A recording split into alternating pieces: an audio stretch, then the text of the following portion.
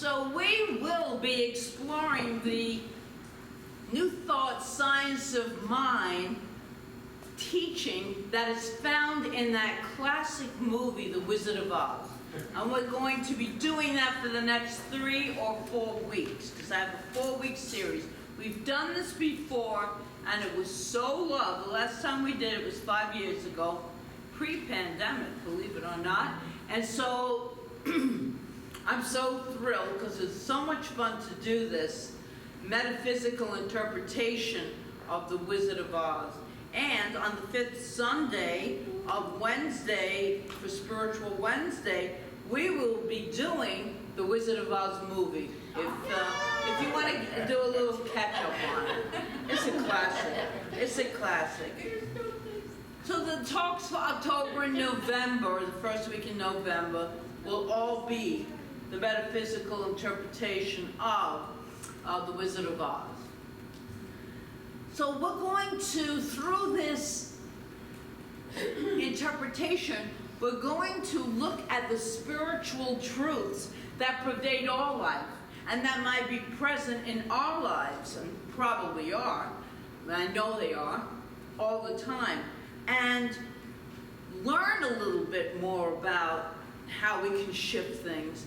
And this is found in this, it comes from this little book called The Zen of Oz by Joey Green. It's a great little book.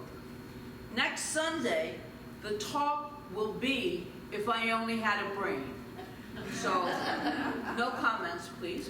But it's a fun, wonderful, uplifting, as well as transformative series of talks. So this morning, we're going to look at the greatest gift with which we are endowed with, besides life itself, the gift of choice. So today's about choice. And with our choices come natural results or consequences, which is the law of cause and effect, all right? We choose, we experience. That's how simple and how complicated it is. Our journey with Dorothy, as we explore the consequences of her and maybe our choices. So this is from Dr. Ernest Holmes from Science of Mind, page 195. We have the ability, he tells us, to choose. What we will do with our lives and are unified with a law which will automatically produce our choices. While we do not have the ability to destroy the divine idea of ourselves, we do have the ability to deface it, to make it appear discordant. There is a perfect concept, this is Holmes, there is a perfect concept of each of us held in the mind of the universe as an already accomplished fact, but we are subject to the law of our choice. And we know when we talk about law, we are talking about spiritual law, divine law. God is, and it is so. We think, we experience. Every choice we make, whether we make that choice consciously or not, has a consequence or a natural result.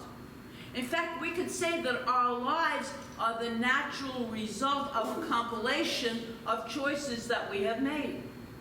That's where we are today, all through choosing. And you might argue, well, I did not choose to come from that dysfunctional family or that dysfunctional past. I did not choose to experience illness. I did not choose to be in that car accident. And a lot of spiritual people would tell you, oh, yes, you did. Those thoughts are in you. You created them. And today, for the sake of discussion, we'll say, let's say you didn't, okay? They are. They're there. It doesn't matter how you arrive in a situation. This is the moment to be clear in your conscious choice. The situation is what it is. I say that all the time. It is what it is. How do I proceed from that? But the decision on how you will respond, not react. And the react part is instant reaction, right? The response part is conscious thought. So let me take a pause in the middle of responding, which that's what we do sometimes. I know I do. Sometimes something's said and we just respond, react. We don't even respond. We didn't take that pause. And what is the consequence from that? It's usually not good. It's usually not good, unless it's something, that's pleasant and wonderful. But it's usually in discussions with people, and we don't think, we just blurt it out. That's reacting. This choice will automatically begin a new cause, a different outcome. You can choose. And yes, there is always choice. No matter what anyone says. People say, I didn't have a choice. We always are at choice. That's the truth. Think of how many times that we say that, though. I really didn't have a choice. I had to do this. I had to do that. But we still, it's either a conscious response choice or it's a reaction, which, as I said, is not always the best. I have to tell you that I've heard that a lot of times from people that will say, I didn't have a choice. I had to do this. Well, remember to allow yourself to not get stuck in that what I call spiritual guilt. I know I termed that, and I'm sure it's out there in a million books, but I've been saying that for years. It's when, we were in these spiritual teachings, there's always think positive and do your affirmations, which, yes, do that. But what was I thinking that caused this? Oh, it's in I was thinking something, and then we feel guilty. On top of experiencing the consequence of a choice we really didn't want to make, or something's going on in our lives. I just simply say, it is what it is. What can I do now to move forward? Period. Don't go into that spiritual guilt of what was I thinking to cause this. It is what it is.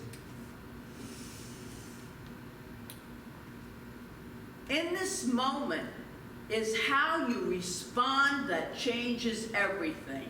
And we always have, as I said, that gift of choice.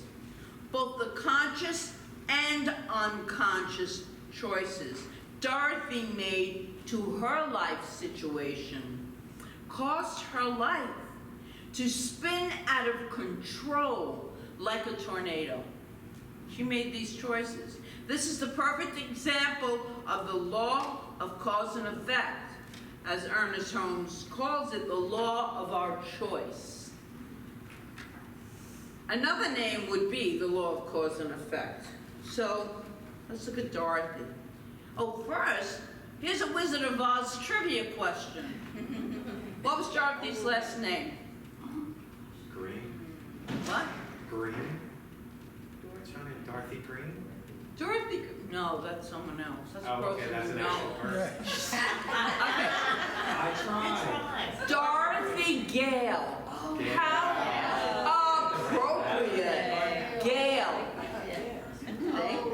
There's a lot of metaphysical meaning to this.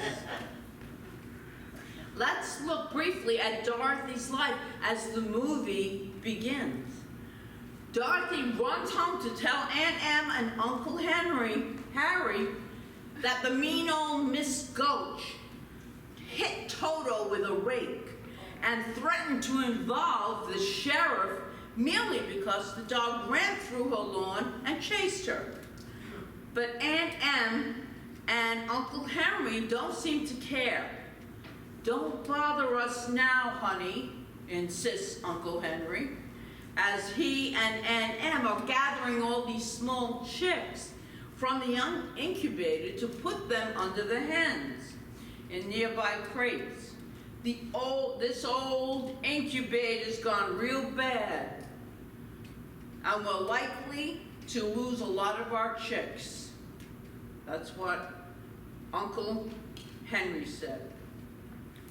But could there be something deeper going on here? Could the broken incubator really be Aunt Em and Uncle Henry's loveless home, where Dorothy is ignored, and the incubator gone bad, all right? The chick that Aunt Em and Uncle Henry are about to lose is their niece, Dorothy. Could be. Dorothy's Kansas City is bleak and gloomy and gray, indicated by the black and white of the movie at that time. It's not in color yet, it's in black and white. Because it's missing the love that would otherwise give it color. Dorothy desperately yearns for one thing we all yearn for, love. But Aunt Em and Uncle Henry don't seem to be capable of giving it. In fact, Aunt Em treats her niece as a nuisance and leaves her alone to work out her own problems. So Dorothy chooses to focus all her affection, all her love on her little dog Toto. Only Toto loves her unconditionally, giving her a taste of the affection that she craves. So here's where Dorothy's choices get interesting. Why then would she endanger Toto's life by allowing him to run through the mean-spirited Miss Gulch's yard every day? She chose to walk by there. Hunk, remember Hunk? He's one of the farmhands. He tries to get Dorothy to step back and notice her unconscious choices. When you come home, don't go by Miss Gulch's house, he tells her. Then Toto won't get her in trouble. He won't get you in trouble. He won't go into the garden, and you will be fine. But Dorothy obviously wants to get into trouble. And she gets more trouble than she bargained for when Miss Gulch and the sheriff show up at her door. Neither she nor her aunt or uncle can stop them from taking her little dog, Toto. She sacrificed Toto, the thing she loves the most in the world, in an attempt to get an attention/love of people who quite obviously are not capable of giving it to her at a subtler level. Probably she was hurt and angry at not getting all that love that we all really need, want. So she's taking it all out on Miss Gulch. When Toto makes his valiant escape from her Miss Gulch's basket, remember they stuck him in a basket, Dorothy runs away and she takes Toto with him because she catches him. And of course we know, because of that choice, she ultimately gets caught in a cyclone and winds up over the rainbow in the land of Oz. If you get caught in a cyclone because you ran away from home to save your dog from being destroyed by the sheriff because you let the dog run through mean old old Miss Gulch's yard, you might want to stop and ask yourself, can I afford the consequences of my choice? Can I afford the consequences of my choice? Because we don't get a say. We do not get a say in the consequences. They are the natural outworking of the law. We only get a say in the choices we make, which is the cause. The choice is a cause which has a natural effect. Perhaps, just perhaps, Dorothy should have stopped and thought, what compelled her to let that dog run continuously through that mean old maid's garden in the first place? The law of cause and effect is always working, either consciously or through default. We can either think it or it's just going to work. We make a choice, that choice has consequences. So it's much better, if we can, to make a conscious choice. We just possibly could avoid nightmarish trips over the rainbow if we became conscious of the choices that we make every moment.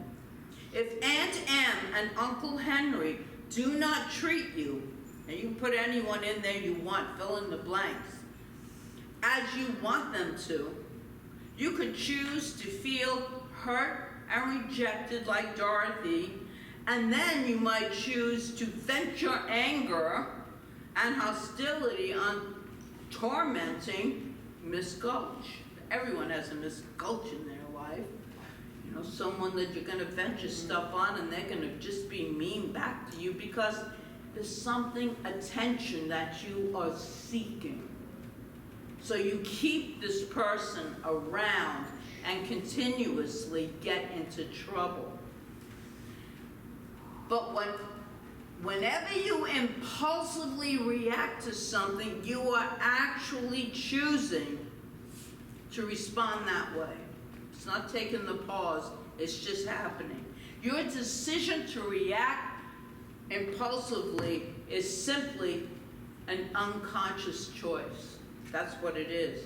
If, like Dorothy, your whole life revolves around pain and suffering of not receiving Auntie M's love, then every choice is going to be about getting that love.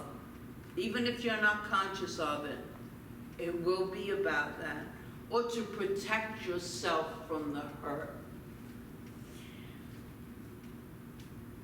When we have people, when we're young and they're not emotionally available to us, we begin to shut our hearts down. It's a natural self-protective mechanism that is within us. And we close our hearts because we don't want to be hurt anymore. If, like Dorothy, your whole life revolves around that, then it gets closed. Most of us have built a concrete wall around our hearts to keep that pain out. And this is self-protection. It's a mode that we move into, usually, as I said, at a young age. The problem is that later in life, that wall is up there. That wall is still, it's there. So we cannot have the emotions that maybe other people have. We can't open our heart because it's closed. And we don't even know it's closed. We don't even know, we do it subconsciously. When we start to do our spiritual work, that's when we realize, I know I did. I didn't know I had that concrete wall around my heart, but it was necessary to survive, just to survive. So once you start opening it up spiritually, you realize it because other people are all crying and feeling and emotion, and you're just sitting there like, you're shut up. You're shut up from your heart. And you think that there's only one person or a few people that can give you love. And that simply is not true. And when we really do the healing, we realize that we must love ourselves, which is a concept before 1992 I never heard of such a thing. Not really. I wasn't ready to take that in. Do we love ourselves? And as I said many times, do we like ourselves? Do we even know who we are? Because we've shut it up so much. So I would invite us to like ourselves first. And then, all of a sudden, people feel that vibration, so frequency, and we attract more of that love into our lives. You could choose to let go of the need to get the love from those people who are, most of those people are unable to give that love. Whenever you are faced with a choice, consider the question, will this choice bring me peace and happiness? Then you choose. Michael Mirdad, really great teacher, wrote in his book, The 7 Initiations of the Spiritual Path, the gifts of awakening the heart center are beyond measure. As Charles Dickens wrote, a loving heart is the truest wisdom. The opening of the heart center is synonymous with the quickening of the soul. It is not something that can be faked or contrived, nor is it fleeting or temporary. The love of an open heart is real, authentic, and powerful.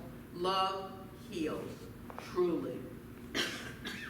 Moving our conversation from the metaphysical to the physical for a moment, Bruce Lipton is a research scientist, medical school professor, and author of The Biology of Belief. I know many of us have heard and read that book. He made an amazing discovery a while back about the biological mechanisms by which cells receive and process information. Rather than the genes controlling us, he has discovered that the genes are in fact controlled by environmental and influences from outside ourselves, including thoughts and beliefs, the choices that we make. Accordingly, we are not, hear this, we are not victimized by biological inheritances from our ancestors. Rather, we truly are co-creators of life and of our biology. We know that our bodies recreate every single cell continuously.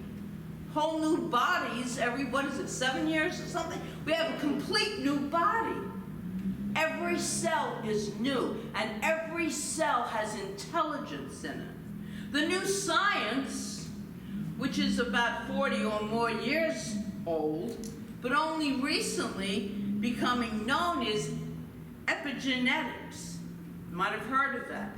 Until the discovery of epigenetics, it was believed that the cell's nucleus, which contains the DNA, was pre-programmed, so to speak, was the brain of the cell, quite necessary for its functioning.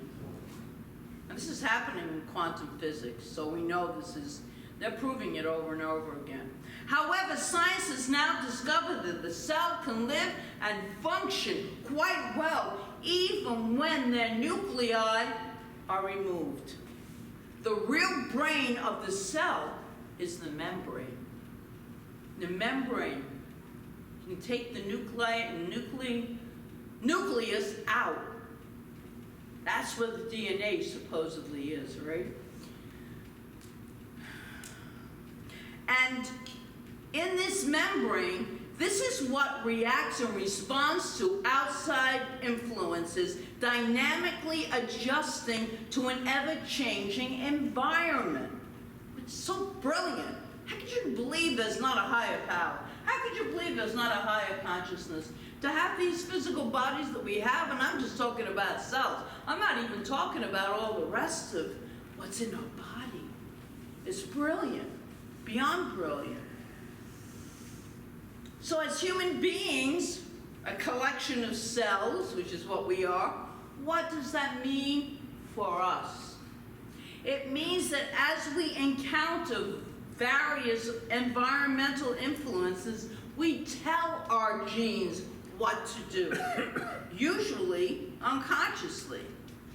That's why watching those TV commercials, God, I don't have commercials on my shows. It's unbelievable. Because we're hearing this, we're getting programmed from what we're hearing, and then we bring it into our consciousness, and we are creating. We're creating the very disease the commercial wants to sell you medicine, which creates more diseases. I won't even go off on a tangent there. So we are creating through our thoughts and emotions. A few years ago, the American Cancer Society, well, a while ago now, the American Cancer Society released a surprising statistic. For them, it's all Newtonian science, right? They said that 60% of cancer is avoidable by changing one's lifestyle or diet, and diet. That was never said before. In other words, by making different choices. This is from an organization that for many years has been looking for the cancer gene. Now they are saying it's not so much your genes, but the choices you make. The choices you make. Perhaps it's time to stop going through life making bad and unconscious choices.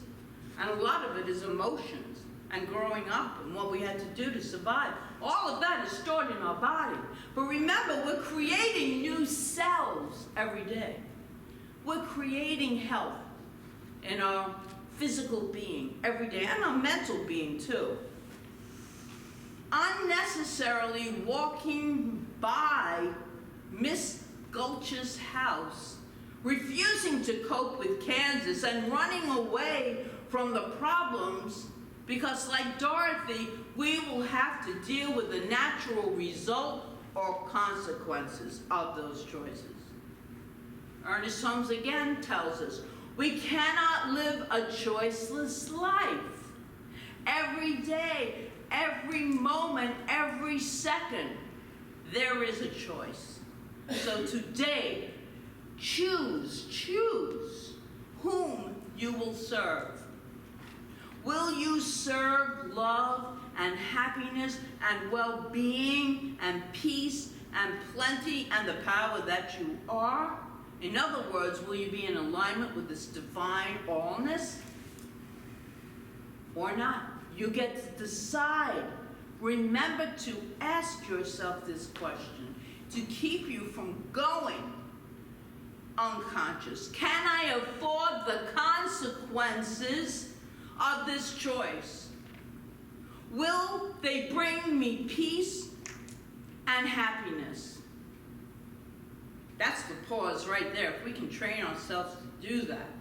Sounds so simple. It's a little challenging because we've been programmed to react.